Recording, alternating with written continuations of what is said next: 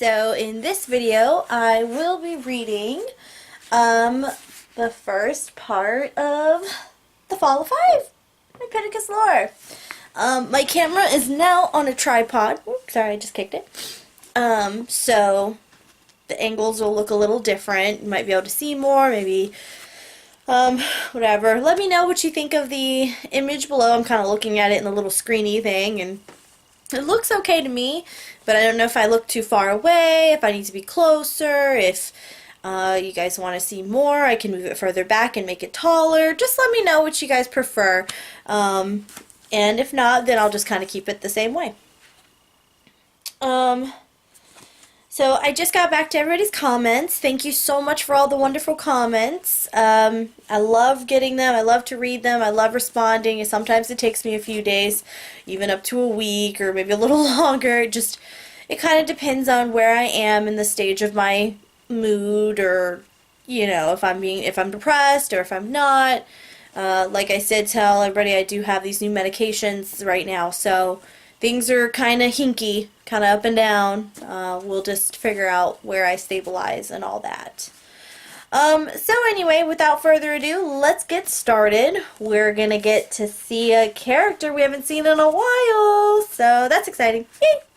Alright, The Fall of Five by Pittacus Lore, Chapter 1. Tonight's escape fantasy star 6. A horde of Mogadorians stands between her and my cell, which isn't technically realistic. The Mogs don't usually devote any manpower whatsoever to keeping watch on me, but this is a dream, so whatever. The Mog warriors unsheath their daggers and charge forward, howling. In response, 6 tosses her hair and turns invisible. I watch from between the bars of my cell as she slices through the Mogs, blinking in and out of visibility, turning their own weapons against them. She twists her way through an ever-increasing cloud of ash, the Mogs soon completely decimated. "That was pretty awesome," I tell her, when she reaches the door of my cell. She smiles nonchalantly. "Ready to go?" she asks, and that's when I wake up, or when I snap out of the daydream. Sometimes it's tough to tell whether I'm asleep or awake. Every moment tends to take on a drowsy sameness when you've been kept in isolation for weeks. At least, I think it's been weeks. Hard to keep track of time since there are no windows in my cell. The only thing I'm really certain of is that my imaginings of escape aren't real.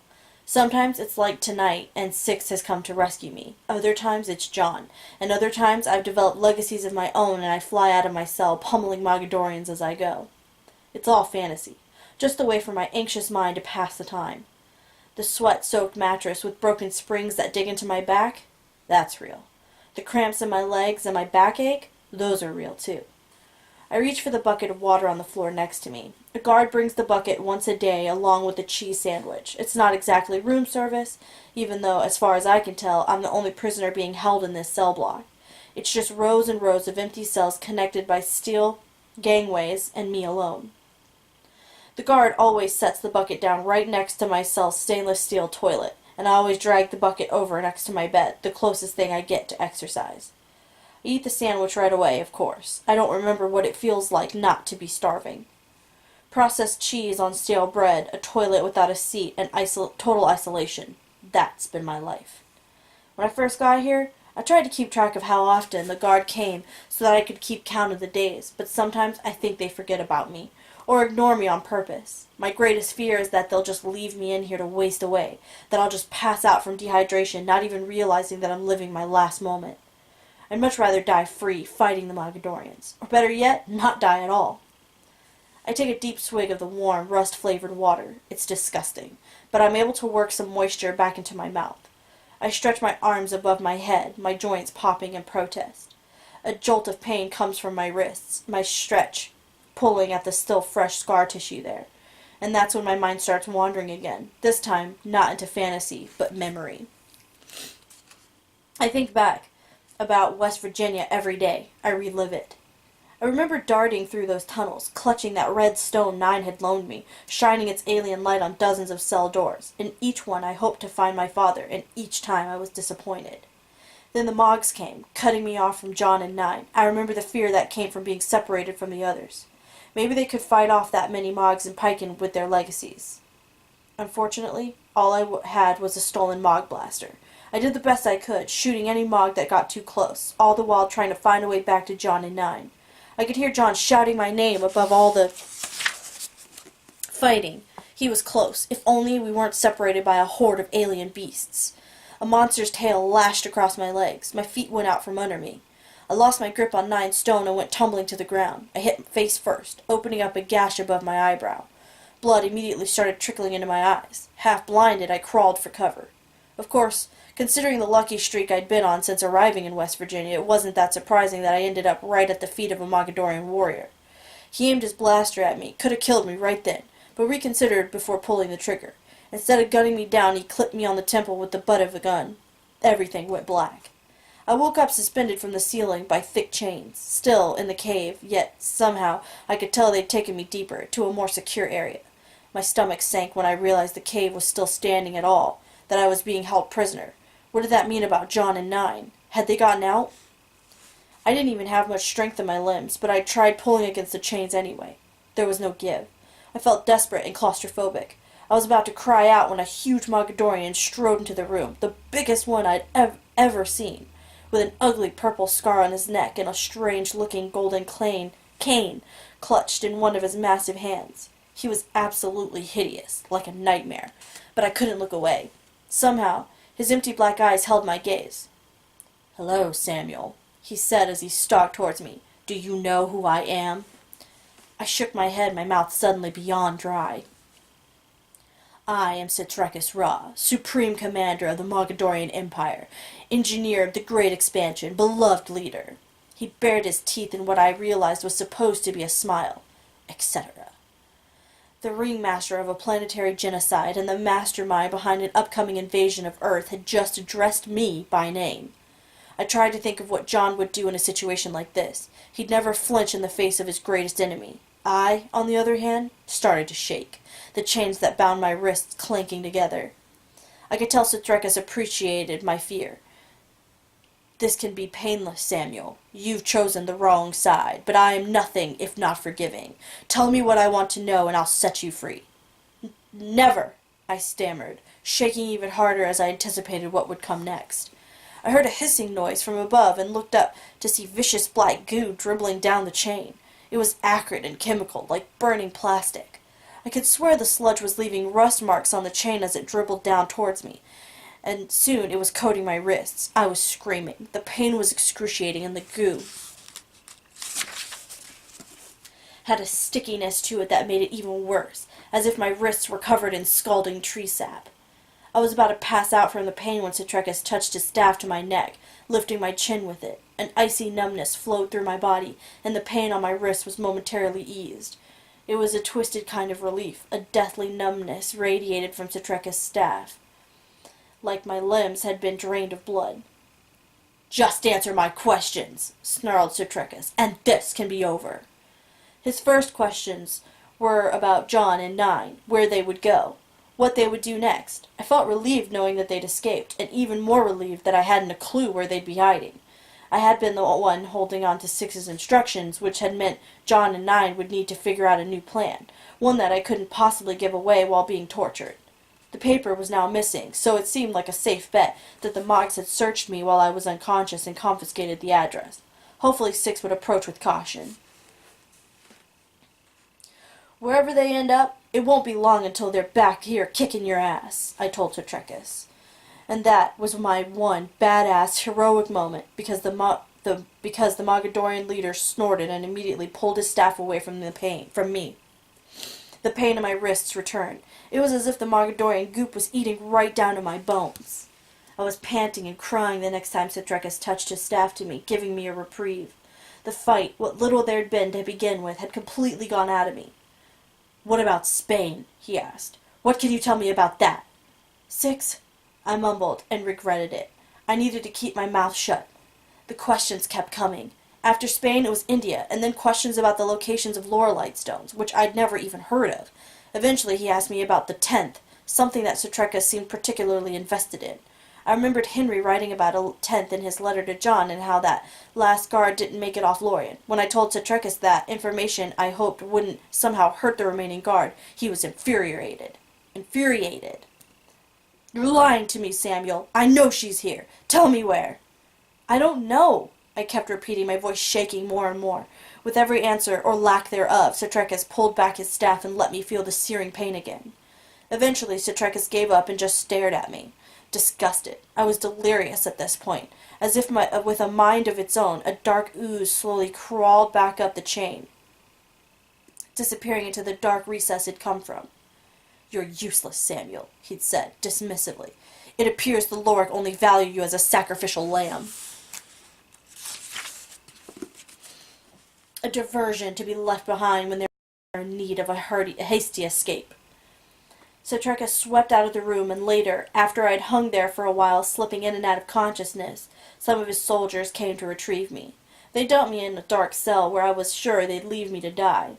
Days later, the Mogadorians dragged me out of my cell and handed me over to a pair of guys with buzz cuts and dark suits and guns holstered beneath their coats. Humans. They looked like FBI or CIA or something. I don't know why any human would want to work with the Mogs. It makes my blood boil just to think about it. These agents selling out humanity, even so, the agents were gentler than the Mogadorians, one of them even mumbling an apology as he clasped a pair of manacles over my burned wrists. Then they pulled a hood over my head, and that was the last I saw of them. I was driven non-stop for at least 2 days, chained in the back of a van. After that, I was shoved into another cell, this cell, my new home, an entire block in some big base where I was the only prisoner.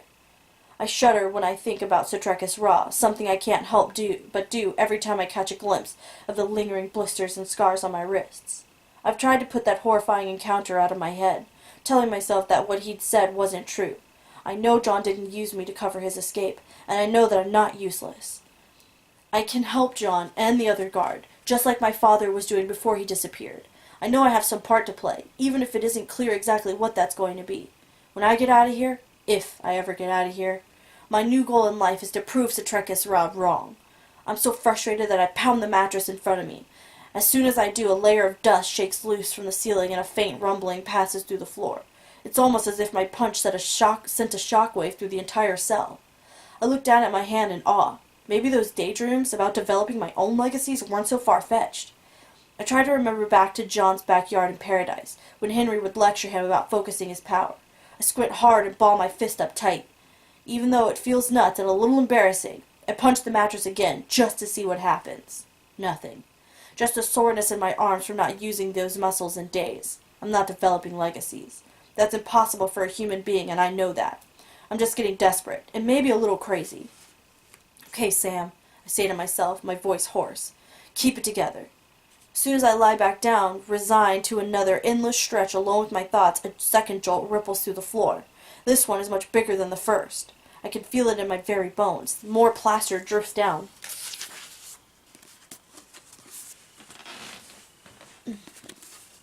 from the ceiling. It coats my face and gets in my mouth, bitter and chalky tasting. Moments later, I hear the muffled drum beat of a gunfire. This isn't a dream at all. I can distantly hear the sounds of a fight from somewhere deep within the base. The floor shakes again, another explosion. As long as I've been in here, they've never done any kind of training or drills. Hell, I never hear anything except the echoing footsteps of the guard bringing me my food. And now, this sudden action? What could be happening? For the first time in days, weeks, I allow myself to hope. It's the guard. It has to be. They've come to rescue me. This is it, Sam, I tell myself, willing myself to move. I stand up and move shakily to the door of my cell. My legs feel like jelly. I haven't had much reason to use them since they brought me here. Even crossing the short distance of my cell to the door is enough to make my head swim. I press my forehead to the cool metal of the bars, waiting for the dizziness to pass.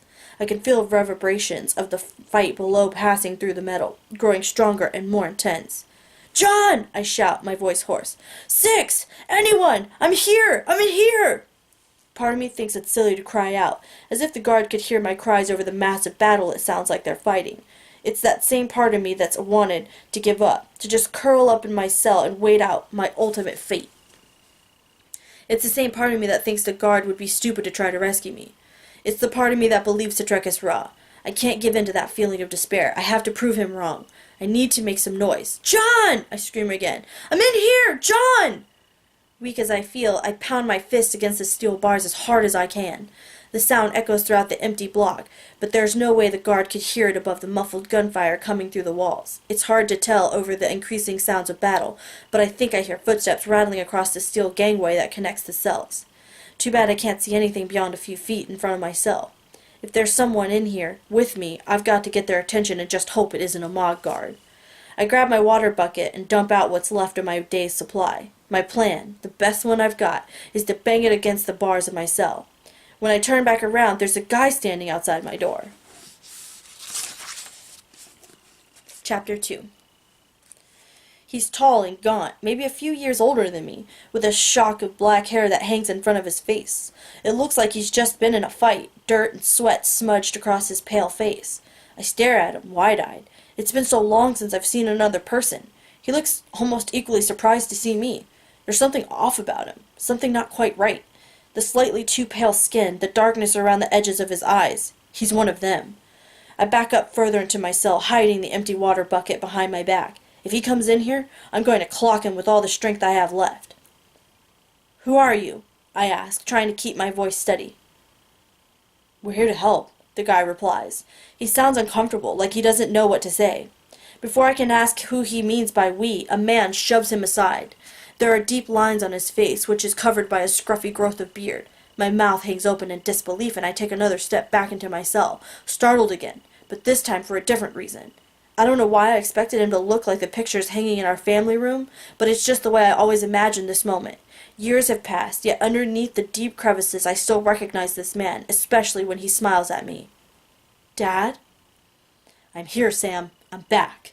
My face hurts, and it takes me a moment to realize why. I'm smiling, grinning, in fact. It's the first time I've used those muscles in weeks.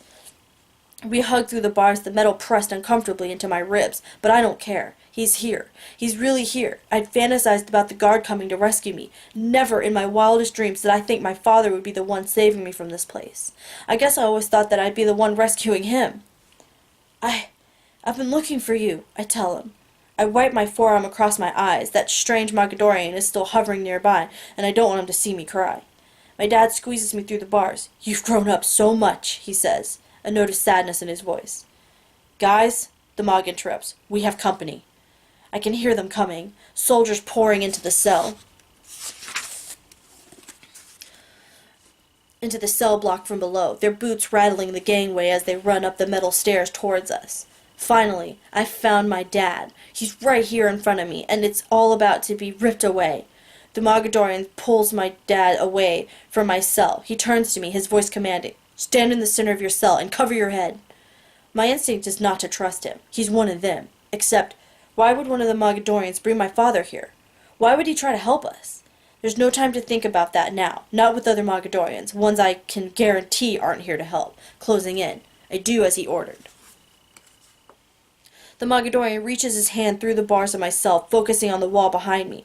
Maybe it's because I was just thinking about them, but for some reason, I'm reminded of those early days when we tested John's legacies in the backyard. It's something about the way this Mogadorian focuses.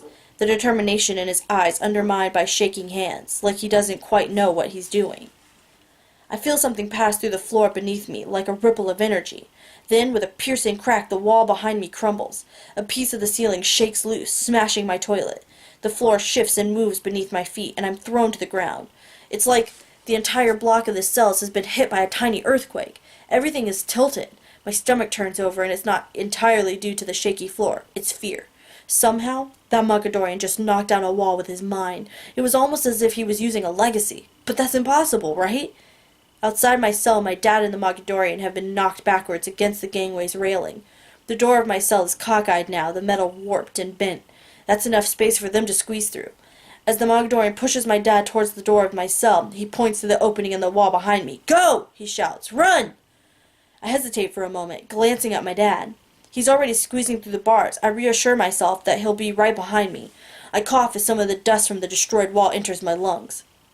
Through the opening in the wall, I can see the inner workings of the base, pipes and ventilation shafts, clumps of wiring and insulation. Wrapping my legs around one of the larger pipes, I start shimmying down. Pins and needles shoot through my weakened legs, and for a moment I'm worried that I'll lose my grip and slip. But then the adrenaline kicks in and my grip tightens. Escape is so close, I have to push myself. I see my dad's shadow in the opening above me. He's hesitating. "What are you doing?" my dad shouts at the Mog. "Adam!" I hear the Mogadorian, Adam, reply, his voice resolute. "Go with your son, now." My dad starts climbing down after me, but I've stopped. I'm thinking about what it was like to be left behind in one of these places. Mogadorian or not, this Adam guy just broke me out of jail and reunited me with my father. He shouldn't have to face down those soldiers alone. I call up to my dad. "We're just going to leave him?" "Adam knows what he's doing," my dad answers, but his voice sounds unsure. "Keep moving, Sam." Another vibration strikes, nearly shaking me loose from the pipe. I look up to check on my dad, just as another shockwave jostles loose the gun he's been carrying in the back of his pants. I'm clinging too tightly to the pipe to catch it, and the weapon goes plummeting into the darkness below. "Damn it," he grunts. The Mogs must have closed in on Adam, and he's fighting back. Shortly after the shockwave comes a metallic rending sound, a sound that can only be the gangway coming apart.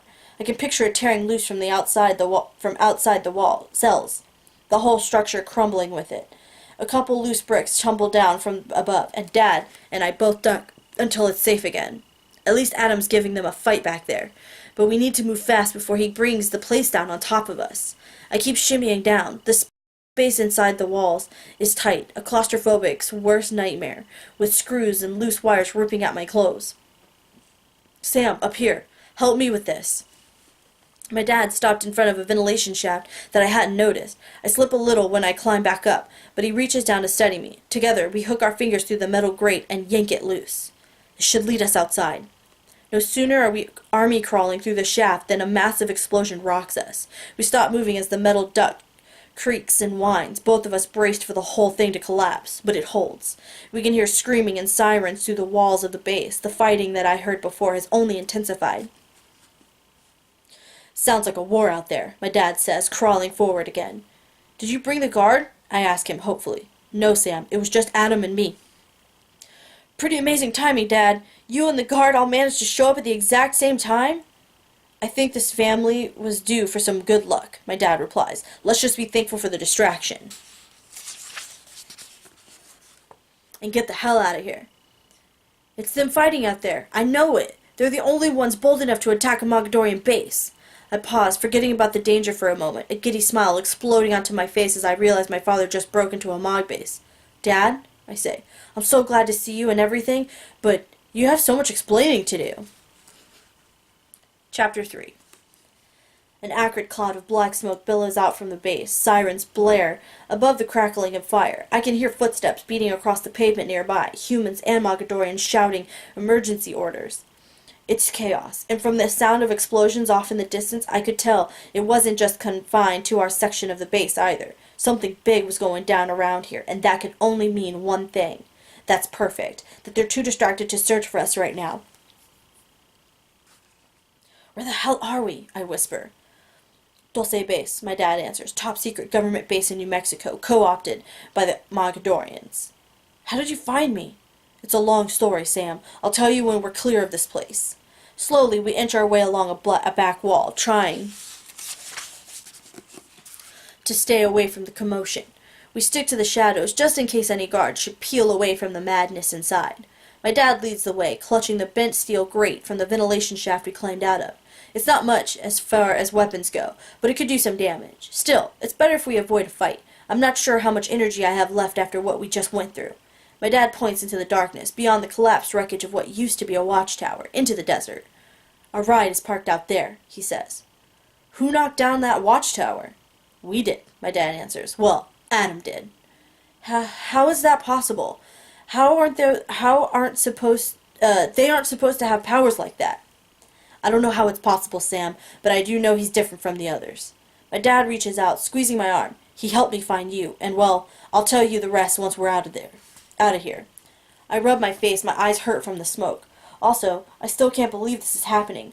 My father and I skulking around a government base, escaping from hostile aliens. Really, it's sort of like a dream come true. We keep inching along, angling our way to a patch of shadows where it'll be a straight sprint towards the fence and into the desert. I can't figure out how you and the guard both managed to get here at the same time. We don't know for sure it's the guard. "Come on, Dad," I say, jerking my thumb at the flames rising from the base. You said this is a Mog place, and that the government's in cahoots with the Mogs. So, we know it's not the army. What the hell else could cause all this? My dad stares at me, seeming a little amazed. You know them? I can't believe you know them, he whispers, shaking his head guiltily. I never meant to get you into this mess. You didn't, Dad. It's not your fault that my best friend turned out to be an alien. Anyway, I'm in it now, and we have to help them. It's hard to tell in the darkness and smoke, but it's almost as if my dad is seeing me for the first time. During our hurried reunion inside the base, he was probably seeing that little kid I was when he first disappeared. But I'm not a child anymore. From the look on his face, a mixture of sadness and pride, I think he realizes that. You've turned into a brave young man, he says. But you know we can't go back in there, right? Even if the guard are here, I won't risk it. Won't risk you. He starts moving again, and I follow, our backs to the wall as we approach a corner of the base's exterior wall. My feet move sluggishly, but it's not from my exhaustion. My heart knows we shouldn't be running, and my body is joining in the protest. The chaos around the base reminds me of the cave in West Virginia and of what happened afterwards. The chains, the torture. That could happen to Adam if we leave him behind. Or the guard if they're in the fighting. I want to do something besides running away. We can help them, I blurt out. We have to. My dad nods, and we will. But we won't help anyone by getting killed while blindly racing back into a heavily fortified military base that also happens to be on fire. That speech sounds familiar. It takes me a second to realize it's exactly the kind of advice I used to give to John, right before he'd rush off to do something brave and stupid. As I'm struggling to come up with a sound argument for re-entering the base, my dad peeks around the corner and rapidly jerks back. A second later, I can hear 2 sets of running footsteps approaching. Mogs, he hisses, hunkering down. 2 of them. They're probably setting up a perimeter. As the first Mogdorian guard comes sprinting around the corner, my dad swings the steel gate low, crunching right into the Mog's shins. He tumbles to the ground, landing hard on his ugly face. The second guard tries to get his weapon up, but my dad is on him. They start wrestling over the blaster. My dad has the advantage of surprise and adrenaline. The Mogadorian is stronger, though, and slams my dad against the wall. The weapon's still pinned between them. I hear a rush of breath escape my father. I dash to the first guard before he can collect himself. I kick him hard in the side of the head, so hard that I can feel my toes immediately swelling up inside my worn-out sneakers. I grab his blaster, spin around, and fire. The shot sizzles into the wall next to my dad's head. I correct my aim and shoot again. My dad spits out black ash as the Mogadorian disintegrates in front of him. Not wanting to take any chances, I shoot the Mogadorian lying at my feet.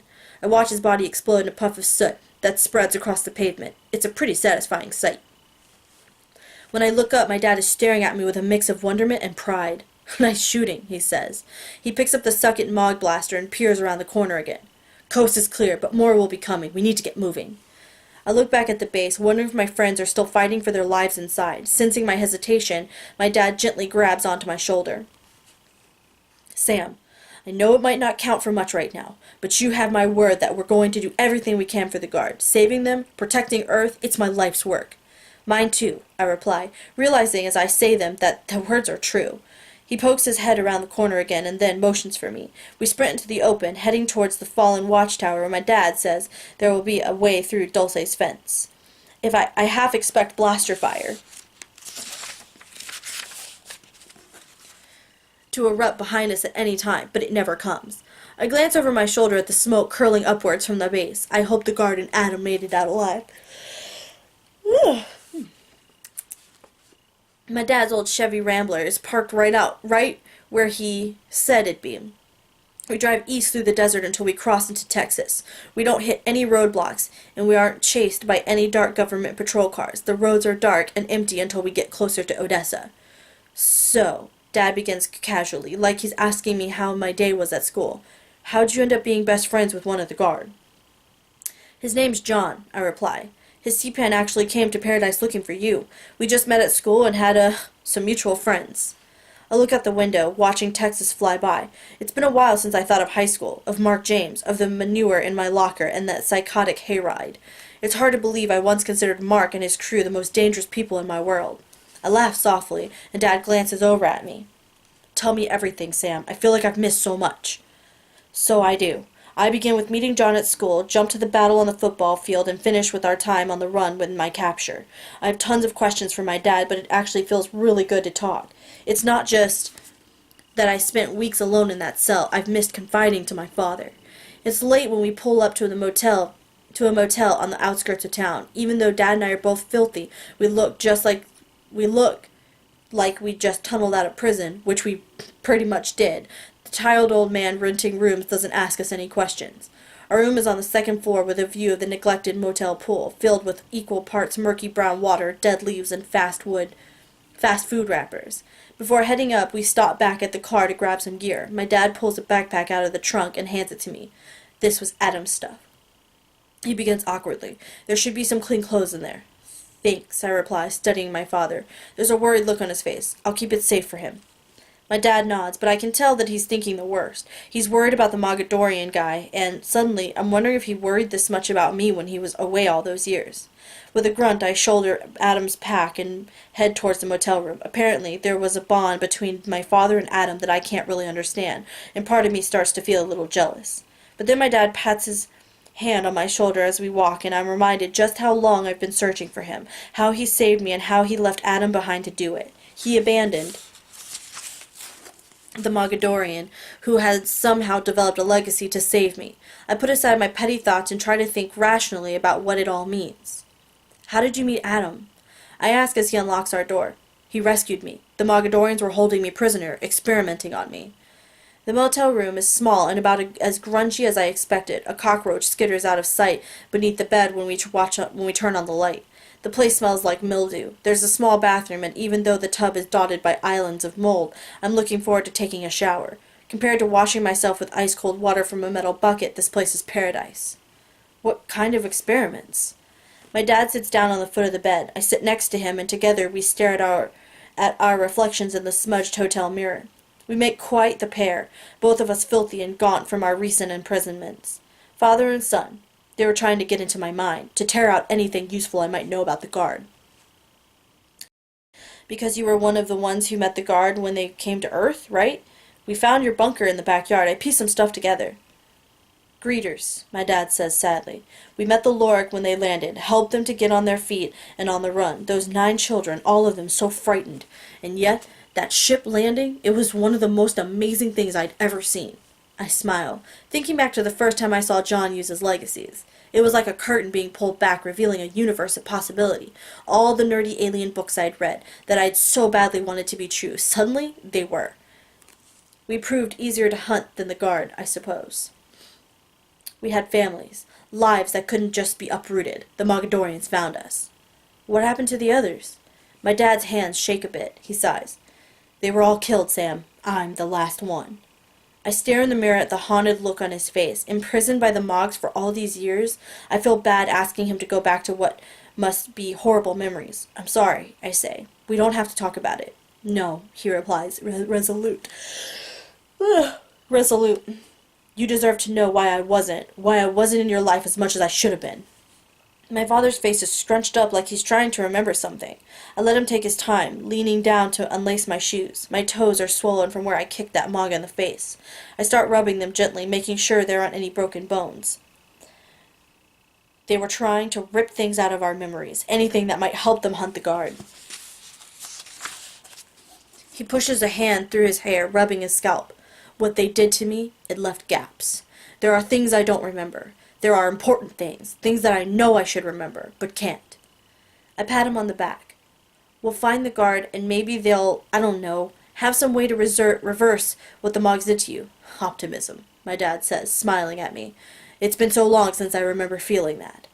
My dad stands up and grabs his backpack. He pulls out one of those cheap-looking plastic cell phones they sell over the counter at gas stations and looks forlornly down at the screen. Adam has this number, my dad says. He should have called by now to check in. It was crazy back there. Maybe he just lost his phone. My dad's already punching in a number. He holds the phone to his ear, listening. After a few seconds of silence, he hangs up. Nothing, he says, sitting back down. I think I got that boy killed tonight, Sam. All right, I think we're going to call it a read right there. We'll pick back up on Chapter 4. It is another chapter with Sam. So, yay, we're getting some Sam time in. Oh my god, I missed him. And then Chapter 5 picks up with 4 in the gang, so with John in the gang. But that's it for now. So if you have any questions, if you like the video, leave me comments below, and I will get back to them, I promise. Sometimes it's just not right away, but I am working on that. Alright, that's it for now. If you haven't subscribed, go ahead and hit that subscribe button.